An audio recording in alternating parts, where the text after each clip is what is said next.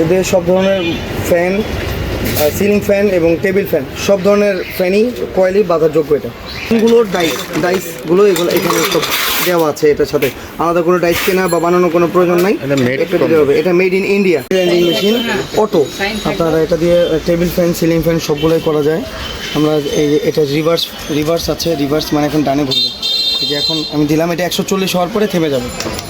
দিলাম, এই 140 আছে। আর যারা যখন এটা কয়েল বানবে তখন এটা এখানে অ্যাডজাস্টেবল সিস্টেম আছে, এই অ্যাডজাস্টেবল করবে আর কাজ চলবে এটা। এই যে 140-এর পরে অটো অফ হয়ে গেছে। এখন আমরা যদি চাই রিভার্সের জন্য, এই যে আপনার এখন ফরওয়ার্ড চলে যাবে, এখন বামে ঘুরবে। তো বামে ঘোরার পরে আমরা এই যে যত দিই, এখন 140-এ অটো হয়েছে, এখন বাড়াই দিলাম 10,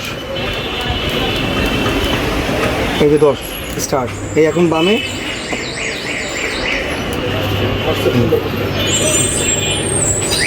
150।